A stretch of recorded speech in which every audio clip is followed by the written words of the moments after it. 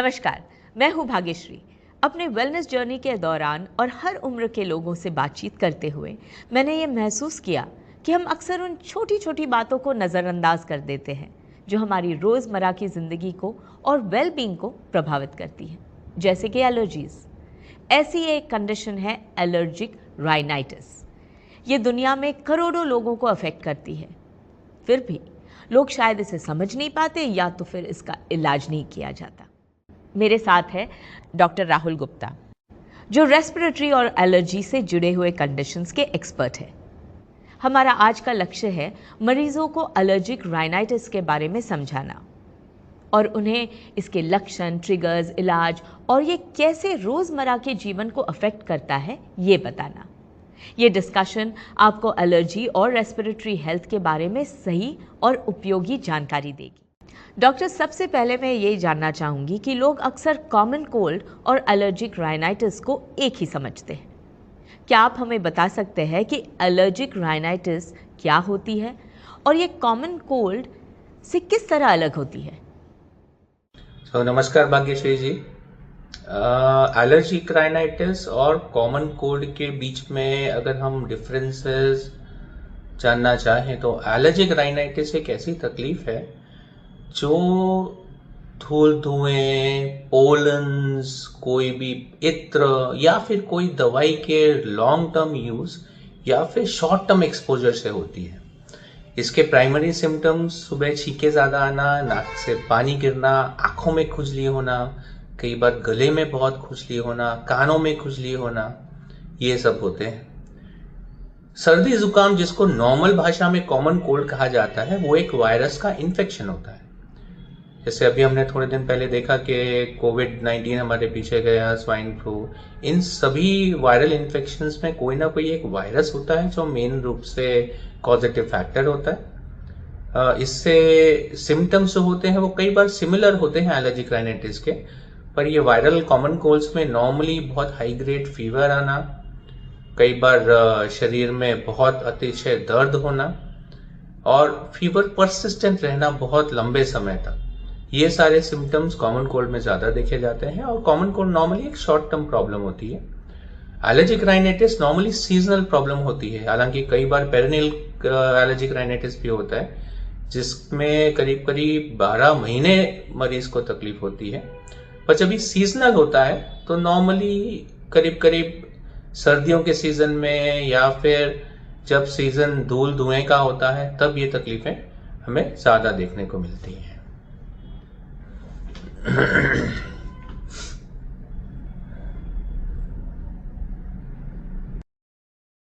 ये जानकारी काफ़ी उपयोगी थी, thank you doctor.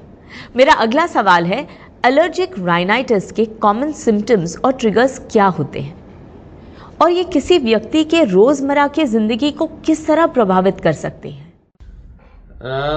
Allergic rhinitis के ट्रिगर्स में धूल और धुएं का एक्सपोजर, कई बार बहुत अतिशय सर्दी, कोल्ड का एटमॉस्फेयर, पोलन सीजन, जब ये पोलन्स का सीजन आता है, जब फूल बागों में उग रहे होते हैं उस समय, या फिर माइट्स, डस्ट माइट्स जो हमारे बेड्स में हमारे साथ कई बार रहती है उसके वजह से भी, या फिर डैंडर, पेट एनिमल्स, पेट कैट के डैंडर, ये सब चीज़ें होती हैं जो एलर्जिक राइनाइटिस को ट्रिगर कर सकती हैं। अगर इलाज ना कराया जाए तो मरीज को पूरे दिन भर नाक बंद रहना, नाक से पानी गिरना, छींके आना, उसकी वजह से होने वाले रोज़मर्रा की ज़िंदगी में होने वाले प्रॉब्लम्स, जैसे मन नहीं लगना काम में, नाक ब्लॉक होती है तो कई बार रात को खर्राटे आने भी स्टार्ट होते हैं। खर्राटे ज़्यादा होते हैं तो मरीज़ को ऑब्स्ट्रक्टिव स्लीप एपनिया, जिसका कि स्नोरिंग एक बहुत बड़ा सिम्टम है, वो दिक्कतें होती हैं। तो ये सारे ट्रिगर फैक्टर्स हैं। लेडीज़ को कई बार जब वो कुकिंग करती हैं तो वो सब्जी में जब छौंक लगाती हैं या फिर क्लीनिंग करने के टाइम पे जब घर बार की या स्पेशली दिवाली की जब क्लीनिंग की जाती है उस समय होने वाले धूल और धुएं का एक्सपोजर भी इसका एक बहुत बड़ा फैक्टर होता है। अगर हम एक और थैंक यू डॉक्टर। ये स्पष्ट है कि एलर्जिक राइनाइटिस किसी के रोज़मर्रा के जीवन पर बहुत गहरा असर कर सकता है। अब मैं ये जानना चाहूँगी कि जिन लोगों को ये सिम्टम्स बार बार होते हैं, उनके लिए एलर्जिक राइनाइटिस का ट्रीटमेंट और मैनेजमेंट किस तरीके से किया जा सकता है? एलर्जिक राइनाइटिस का ट्रीटमेंट और इसका मैनेजमेंट मल्टी फैक्टोरियल होता है एक्चुअली। इसमें कई बार जब हम नाक और गले में और कानों में और आँखों में इस तरह की एलर्जिक राइनाइटिस की प्रॉब्लम देखते हैं, तो हम इनिशियली मरीजों को जो उनका ट्रिगर फैक्टर अगर वो पॉइंट आउट कर सकते हैं कि हमें इस चीज़ से हो जाता है या क्लीनिंग से हो जाता है, तो वी एडवाइस इधर कि आप मास्क पहने उस समय पे, अगर अवॉइडेबल नहीं है वो काम करना, या फिर अगर अवॉइड कर सकते हैं दैट इज़ बेस्ट। अदरवाइज कुछ एंटी हिस्टामिनिक मेडिसिन होती हैं जो आजकल काफ़ी इफेक्टिव आ गई हैं। पुराने ज़माने में जो एंटी हिस्टामिनिक मेडिसिन आते थे उसमें काफ़ी हद तक नींद सेडेशन का एक साइड इफेक्ट होता था, तो मरीज को काफ़ी हद तक पूरे दिन भर थोड़े नींद का और सेडेशन का सामना करना पड़ता था। पर आजकल आई एंटी हिस्टामिन्स और ल्यूकोट्राइन इनहिबिटर्स और जो नई दवाइयाँ हैं उसमें ये सिम्टम्स और ये साइड इफ़ेक्ट्स काफ़ी कम हो जाते हैं। इसके अलावा एक फर्स्ट लाइन ड्रग के रूप में इंट्रानेजल कॉर्टिकोस्टेरॉइड और INCs with sometimes antihistamines added also play a very important role. मतलब जब इंसान गोली खाता है, जब मरीज गोली खाता है, तो वो कई बार नाक और साइनसेस में और आंखों में तो इफेक्ट करती है और पूरे शरीर पे, क्योंकि वो ब्लड के थ्रू जा रही है तो वो साइड इफेक्ट करती है।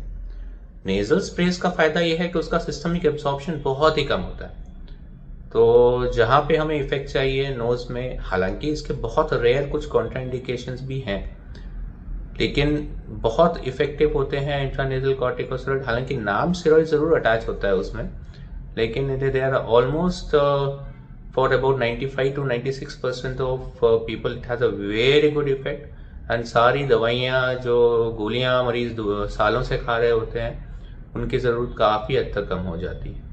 तो ये सब इलाज के रूप में है। थैंक यू डॉक्टर, ये बहुत सही बात है। और अब मेरा आखिरी सवाल, अगर एलर्जिक राइनाइटिस का इलाज ना किया जाए तो क्या इसके कोई लॉन्ग टर्म कॉम्प्लिकेशंस हो सकते हैं? अगर मरीज एलर्जिक राइनाइटिस का या फिर एलर्जिक राइनोसाइनोसाइटिस का इलाज ना कराए तो काफ़ी हद तक वो उस फेज में चला जाता है जब नाक के अंदर बहुत पॉलिप्स हो जाते हैं। पॉलिप्स, जिनको सादी भाषा में मस्से कहा जाता है, वो नाक को ब्लॉक करने की बहुत बड़ी क्षमता रखते हैं। और अगर ये दोनों नाक्स में पॉलिप हो जाते हैं तो मरीज की जो दिन ब दिन की जो दिनचर्या है वो बहुत अफेक्ट होती है, क्योंकि नाक कम्प्लीटली बंद हो जाता है उनका, और फिर उसके लिए कई बार बहुत अर्जेंटली सर्जरीज करने की ज़रूरत पड़ती है। कई बार ये नाक बंद हो जाने की वजह से भी खर्राटे बढ़ जाते हैं। There is a condition called obstructive sleep apnoea, जिसकी वजह से ज़ोर से खर्राटे आते हैं। हालांकि खर्राटे या ऑब्स्ट्रक्टिव स्लीप एपनिया के और बहुत ज़्यादा कारण हैं, जिसमें टॉन्सिलर हाइपरट्रोफी होना, पैलेट बल्जिंग होना, बेस टंग हाइपरट्रोफी होना, वजन थोड़ा मार्जिनली हायर साइड पे होना, ये सब भी कारण है। पर एलर्जिक राइनाइटिस और नाक के होने वाले मस्से भी एक बड़ा कारण है। तो मैं सलाह दूंगा कि आप इंतज़ार ना करें कि इस स्टेज पे पहुंचें और आप अपने रेगुलर ENT सर्जन को बताएं और इस एलर्जिक राइनाइटिस का इलाज, जो कि बहुत ही सरल है। उस समय जब मरीज़ हमारे पास आते हैं तो वो इतना सफ़र कर चुके होते हैं कि उन्हें ऐसा लगता है कि अभी मेरी ज़िंदगी में क्या होगा, मैं काम नहीं कर पा रहा हूँ, घर बार में अच्छे से टाइम स्पेंड नहीं कर पा रहा हूँ। पर ये दवाइयाँ, ये nasal स्प्रेस, they work wonderfully well. Thank you doctor, आपके द्वारा दी गई महत्वपूर्ण जानकारी के लिए बहुत बहुत धन्यवाद। मुझे पूरा विश्वास है कि ये डिस्कशन लोगों को एलर्जिक राइनाइटिस के बारे में ज़्यादा समझ और जानकारी देगा। अपनी रेस्पिरेटरी हेल्थ का ख्याल रखें और ज़रूरत हो तो अपने डॉक्टर से सलाह ज़रूर लें। स्वस्थ रहिए और खुलकर सांस लीजिए।